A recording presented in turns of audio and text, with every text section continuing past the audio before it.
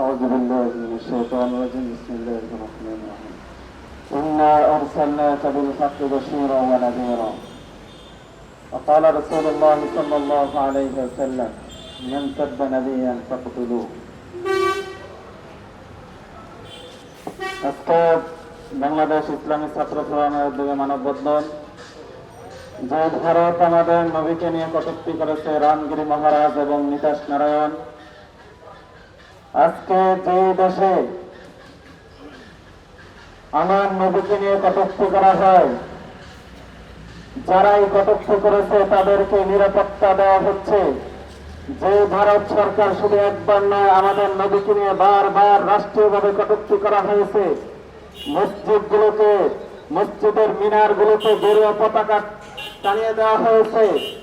এই ভারত সরকার একের পর এক বাংলাদেশের উপরে যে পরিমাণ জুলুমান নির্যাতন চালিয়ে গিয়েছে হাসিনার মাধ্যমে, আমাদের বাংলাদেশে অনেক নাস্তিক, অনেক মুরতাদ আমার নবীকে নিয়ে কটূক্তি করেছে, তাদেরকে এই খুনি হাসিনা অনেক নিরাপত্তা দিয়েছে। এই ফাতেমা রাসূলকে যারাই হত্যা করেছে তাদেরকে জেলে বন্দী করে রাখা হয়েছে। ভারতে আমার নবীকে নিয়ে কটূক্তি করেছে, তাদেরকে নিরাপত্তা দেওয়া হচ্ছে। পরিষ্কার বলছি, আজকের এই মানববন্ধনের পর যদি কোন নাস্তিক আর মুরতাদ, কোন ফাতেমা রাসূল যদি অতি দ্রুত বিচারের আওতায় না আনা হয়, তাকে ফাঁসির কাস্টে যদি ঝুলানো না হয়, তাকে আমরা বাংলাদেশ থেকে আমাদের ওলামায়ে কেরামদের মাধ্যমে যদি আমাদের ওলামায়ে কেরাম ডাক দেন, আমরা ভারতের অভিমুখে লং মার্চ থেকে ধরতে হবে ইনশাআল্লাহ। পরিষ্কার ভাষায় বলছি, ভারতের যে হিন্দু রামগিরি মহারাজ এবং নীতাশ নারায়ণ আমার নবীকে নিয়ে কটূক্তি করেছে, তাদেরকে আগামী 24 ঘন্টার ভিতরে বিচারের সম্মুখীন করতে হবে।